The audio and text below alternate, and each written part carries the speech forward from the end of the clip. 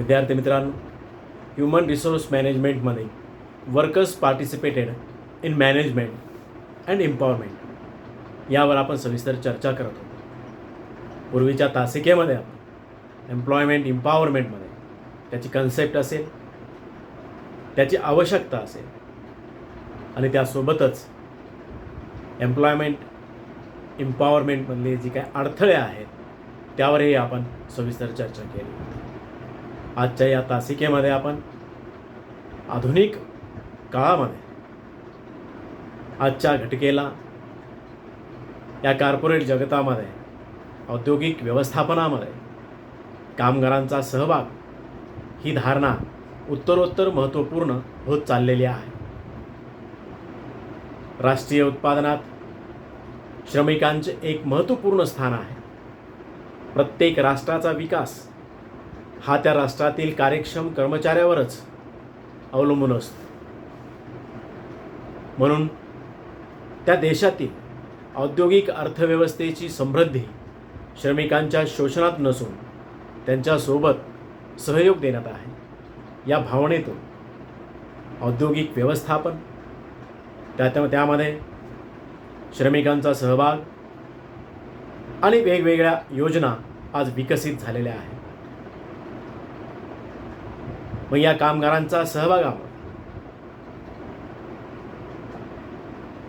कर्मचाऱ्यांच्या व्यवस्थापनातील सहभागामुळे निश्चितच त्याचं महत्त्व स्पष्ट करत असताना आपले भूतपूर्व राष्ट्रपती सन्माननीय गिरीजी यांनी असे लिहिले आहे, लोकतंत्रावर आधारित आर्थिक व्यवस्थेत शांतीपूर्व विकासासाठी व्यवस्थापनामध्ये श्रमिकांचा सहभाग हा एक आधारभूत सिद्धांत असून ती एक महत्त्वपूर्ण आवश्यकता समजली पाहिजे. विद्यार्थी मित्रांनो, यावरूनच व्यवस्थापनामध्ये श्रमिकांचा सहभाग, कर्मचाऱ्यांचा सहभाग किती महत्त्वाचा आहे हे आपल्याला लक्षात येईल.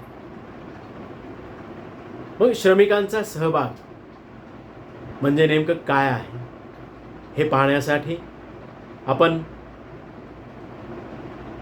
निश्चितच त्याचा अर्थ, त्याची व्याख्या, कर्मचाऱ्यांचा व्यवस्थापनामध्ये सहभाग यावर करणार आहोत. आजच्या आधुनिक औद्योगिक व्यवस्थापनामध्ये कर्मचाऱ्यांचा सहभाग याला व्यवहारात वेगवेगळ्या शब्दाने उपयोगात आणले जाते. उद्योगपती, श्रमिक आणि सरकारने आपापले हित लक्षात घेऊन निश्चितच या संकल्पनेचा अर्थ वेगवेगळा लावलेला आहे. उद्योगपती निश्चितच याला संयुक्त वाटाघाटी म्हणतात. कर्मचारी म्हणजेच सहनिर्णय किंवा सहव्यवस्थापन या संदर्भात ते उपयोगात आणतात. तर सरकार या योजनेला औद्योगिक लोकतंत्र किंवा समाजवादी समाजाच्या स्थापनेचे पूर्वागमन समजतात. याचा असा वेगवेगळा अर्थ लावला जात असला तरी या विचारधारणेची आधारभूत भावना उद्योग व्यवसायाशी संबंधित संपूर्ण उत्तरदायित्व केवळ व्यवस्थापनाचे नसून कर्मचाऱ्यांचे देखील आहे, ही या ठिकाणी लक्षात घ्यावयाची महत्त्वाची बाब आहे. यासोबतच व्यवस्थापनामध्ये कर्मचाऱ्यांचा सहभाग याचा संबंध उपक्रमातील ध्येय धोरण ठरवण्याच्या बाबतीत असेल व लाभ यांच्यामध्ये कर्मचाऱ्यांचा हिस्सा देण्याशी आहे. अर्थातच या योजनेमध्ये कर्मचारी मजुरी व्यतिरिक्त नफा व उद्योगांशी संबंधित नीती निर्धारण व त्यांच्या क्रियाकर्मात प्रत्यक्ष सहभाग दिला जातो. यासाठी श्रमिक व कारखाना मालक यांच्यात परस्पर संयोगाची आवश्यकता असते. कर्मचारी व मालक आपापसात समन्वय राखून आपल्या उद्योग व्यवसायाचे उद्दिष्ट, ध्येय धोरणे व निर्णय घेत असतात. यालाच आजच्या या व्यवस्थापनामध्ये कर्मचाऱ्यांचा सहभाग असे म्हटले जाते. मग विद्यार्थी मित्रांनो, निश्चित कर्मचाऱ्यांच्या सहभागाची व्याख्या करत असताना आजच्या आधुनिक काळामध्ये व्यवस्थापनामध्ये कर्मचाऱ्यांचा सहभाग या संबंधी अनेक विचारवंतांनी वेगवेगळ्या अशा व्याख्या मांडलेल्या आहेत. त्यातच बीजी मेमान यांच्या मते, या विचारवंताच्या मते कर्मचारी व्यवस्थापनाची व्याख्या पुढील प्रमाणे करण्यात आलेली आहे. त्यांच्या मते उद्योगाच्या संदर्भात कर्मचाऱ्यांना व्यवस्थापनातील सहभाग याचा अर्थ कोणत्याही औद्योगिक संघटनातील कर्मचाऱ्याद्वारे आपल्या उपयुक्त प्रतिनिधींच्या माध्यमातून व्यवस्थापनातील विभिन्न स्तरावर या संपूर्ण क्षेत्रातील क्रियाबाबत निर्णय घेण्याच्या अधिकारात हिस्सा घेणे होय. यालाच कर्मचारी व व्यवस्थापन असं म्हटलं जातं. कर्मचारी व्यवस्थापनामध्ये सहभाग असं म्हटलं जातं. यासोबतच डॉक्टर B.R. सेठ यांनीही कर्मचारी व्यवस्थापनाच्या सहभागाबाबत आपलं मत व्यक्त करत असताना, त्याचा अर्थ स्पष्ट करत असताना त्यांच्या मते व्यवस्थापनामध्ये वास्तविक कर्मचाऱ्यांचा सहभाग ही श्रम आणि भांडवल या दोघांमधील सामाजिक सहयोग स्थापन करण्याची एक पद्धती आहे. श्रमिक आणि मालक यांच्यात चर्चेतून उद्योग संस्थेत काय घडत आहे याची पूर्ण जाणीव कर्मचाऱ्यांना होत नाही. म्हणजेच यालाच कर्मचाऱ्यांचा व्यवस्थापनामध्ये सहभाग असं म्हटलेलं आहे. मग मॅकग्रेगर या विचारवंताच्या मध्ये सुद्धा विविध परिस्थितीमध्ये कर्मचाऱ्यावर प्रभावित करणाऱ्या वेगवेगळ्या निर्णयावर प्रभाव टाकण्यासाठी कर्मचाऱ्यांना संधी निर्माण करून देणे म्हणजेच व्यवस्थापनामध्ये श्रमिकांचा सहभाग होय. मग निश्चितच या विचारवंतांच्या व्याख्या पाहिल्या असता आपल्या असे लक्षात येईल की कर्मचाऱ्यांच्या व्यवस्थापनातील सहभागात कर्मचाऱ्यांना कर्मचारी संघटने संबंधित विविध निर्णय घेण्यासाठी त्या कर्मचाऱ्यांना हिस्सा देणे होय. यामध्ये कर्मचाऱ्यांना सूचना करण्यासाठी, त्यांच्या समस्या सोडण्यासाठी, प्रशासकीय कार्यामध्ये आपल्या व्यवस्थापनामध्ये सहभाग देण्यासाठी व एकत्रितरित्या कर्मचाऱ्यांचा सहभाग मिळविण्यासाठी कर्मचाऱ्यांना व्यवस्थापनामध्ये सहभाग दिला जातो. म्हणूनच याला कर्मचारी सहभागाचे व्यवस्थापन असं म्हटलं जातं. Workers participation in management. मग व्यवस्थापनामध्ये कर्मचाऱ्यांच्या सहभागाचे काय हेतू आहे यावरही आपण थोडक्यात आज प्रकाश टाकू. कोणत्या हेतूने व्यवस्थापनामध्ये श्रमिकांना सहभागी करून घेतलं जातं? आज व्यवस्थापनामध्ये कर्मचाऱ्यांचा सहभाग या योजनेचे काही उद्दिष्टे किंवा काही हेतू आपल्याला सांगता येतील. त्यामध्ये पहिला हेतू मी सांगेल आपल्याला आर्थिक उद्दिष्टे. व्यवस्थापनामध्ये श्रमिकांच्या सहभागाची अनेक आर्थिक उद्दिष्टे आहेत. त्यातच आपल्या उद्योग व्यवसायाच्या किंवा आपल्या उपक्रमामध्ये उत्पादनाची वाढ करणे असेल, उत्पादनाच्या वाढीबरोबरच उत्पादकतेमध्ये वाढ करणे असेल, यासोबतच मालक, समाज आणि कर्मचाऱ्यांना अधिकाधिक लाभ मिळवून देणे हाही या कर्मचारी सहभागाचा उद्देश असू शकतो. मग कर्मचाऱ्यांना विविध आर्थिक प्रेरणा देणे हाही यामागचा उद्देश असतो. यासोबतच कर्मचाऱ्यांच्या अनुभवाचा लाभ घेऊन उपक्रमाचा विकास व विस्तार करण्यास निश्चितच कर्मचारी व्यवस्थापनामधील सहभागामुळे मदत होत असते. मग आर्थिक उद्दिष्टाबरोबरच काही सामाजिक उद्दिष्टे सुद्धा कर्मचारी व्यवस्थापनातील सहभागामुळे आपल्याला सांगता येतील. यामध्ये कर्मचाऱ्यांना समाजामध्ये योग्य स्थान मिळवून त्यांच्या प्रतिष्ठेमध्ये वाढ करू नये. यासोबतच कर्मचाऱ्यांच्या सामाजिक गरजांची पूर्ती करणे, देशाच्या औद्योगिक संबंधामध्ये कर्मचारी व्यवस्थापनाच्या सहभागामुळे निश्चितच सुधारणा करणे, देशात समाजवादी समाज रचना स्थापन करणे, लोकशाही व्यवस्थेची स्थापना करणे, योग्य श्रम भांडवलाची निर्मिती करण्यास मदत होते किंवा मदत करणे, श्रमिक व मालक यांच्या संबंधामध्ये सुधारणा करणे ही एक सामाजिक उद्दिष्ट कर्मचाऱ्यांच्या व्यवस्थापनाच्या सहभागाचं सांगता येईल. यासोबतच मनोवैज्ञानिक उद्दिष्टे सुद्धा आपल्याला सांगता येतील. त्यामध्ये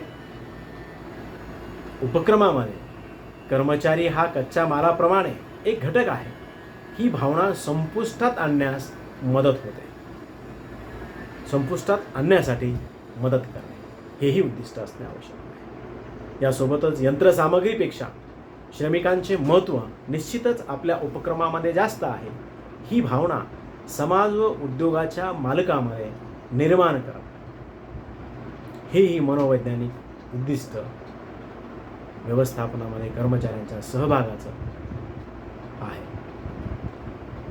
कर्मचाऱ्यांच्या मनोधैर्यामध्ये सतत वाढ करणे, कर्मचाऱ्यांच्या मनामध्ये व्यवस्थापन व मालकासंबंध निश्चितच आदराची भावना निर्माण करणे, समाजाचा श्रमिकाकडे कर्मचाऱ्याकडे पाहण्याचा सकारात्मक दृष्टिकोन निर्माण करणे असेल. अधिकार चालवणे ही व्यवस्थापनाची भावना समाप्त करणे असेल. निश्चितच व्यवसायामध्ये व्यवस्थापनामध्ये आपण पूर्वी अधिकाराचा गैरवापर, व्यवस्थापनाच्या सहभागामुळे त्यातील अडथळ्यांचा अभ्यास केलेला आहे. हे अडथळे वरिष्ठांकडून होणारा त्रास हे नष्ट करण्यासाठी अधिकार चालवणे ही व्यवस्थापनाची भावना समाप्त करणे हाही हेतू असला पाहिजे. कर्मचाऱ्यांच्या मनामध्ये आपल्या उद्योग व्यवसायाच्या प्रती, उद्योग संस्थेच्या प्रती सद्भावनेची जागृती करणे, कर्मचाऱ्यांच्या मनामध्ये आपल्या उद्योगाप्रती निश्चितच लगाव निर्माण करणे, लगन निर्माण करणे. व्यवस्थापनामध्ये कर्मचाऱ्यांचा सहभाग या योजनेची आर्थिक, सामाजिक व मनोवैज्ञानिक उद्दिष्टे आपण या ठिकाणी पाहिलेले आहेत. यासोबतच आपण वेगवेगळ्या विचारवंतांची कर्मचारी व्यवस्थापनातील सहभागाची वेगवेगळी मते जाणून घेतलेली आहे. त्यासोबतच कर्मचारी व्यवस्थापनातील सहभागाची काही उद्दिष्टे, काही हेतू याचाही आपण सविस्तर अभ्यास केलेला आहे. यासोबतच व्यवस्थापनामध्ये कर्मचाऱ्यांच्या सहभागाची काही वैशिष्ट्ये मी आपल्यासमोर चर्चेला घेणार आहे. निश्चितच व्यवसायाच्या व्यवस्थापनामध्ये, कर्मचारी व्यवस्थापनामध्ये कर्मचाऱ्यांच्या सहभागाची निश्चित एक सतत चालणारी प्रक्रिया व सतत चालणारी ही एक योजना आहे. या योजनेची काही वैशिष्ट्ये आपल्याला सांगता येईल. यामध्ये सेवा नियोजकांनी राबवलेली एक योजना व्यवस्थापनामध्ये कर्मचाऱ्यांचा सहभाग किंवा भागीदारी ही एक सेवा नियोजकाद्वारे राबवण्यात येणारी योजना आहे. सेवा नियोजक आपल्या इच्छेने श्रमिकांना व्यवस्थापनामध्ये सहभाग किंवा भागीदारी देऊ शकतात. जे सेवा नियोजक श्रमिकांच्या हिताचा विचार करतात व श्रमिकांच्या अनुभवाचा उपयोग करून उद्योगाचा विकास व विस्तार साधता येतो ही भावना ठेवून कर्मचाऱ्यांना आपल्या व्यवस्थापनामध्ये सहभाग देण्याची योजना राबवत असतात. हे एक वैशिष्ट्य या ठिकाणी आपल्याला स्पष्ट करता येईल.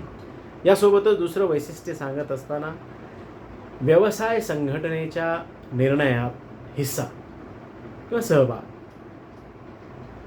व्यवस्थापनामध्ये कर्मचाऱ्यांची भागीदारी, या योजनेत संघटनेतील कर्मचाऱ्यांना संघटनेच्या निर्णयात निश्चितच निर्णय प्रक्रियेमध्ये सहभागी करून दिल्या जातं व त्या ठिकाणी त्यांचा हिस्सा दिला जातो. श्रमिक आपल्या प्रतिनिधीला उद्योगाच्या व्यवस्थापनामध्ये संघटने संबंधित काही विविध निर्णय घेण्यासाठी सहभागी करतात. कर्मचारी प्रतिनिधी श्रमिकासंबंधित निर्णय घेण्यास मदत करतातच, या व्यतिरिक्त व्यवसाय संबंधित विविध निर्णय घेण्यासही मदत करतात. यासोबतच तिसरं वैशिष्ट्य असं सांगता येईल की व्यवसायाची नीती निर्धारण व नफ्यामध्ये संबंधित कर्मचाऱ्याला हिस्सा देणे.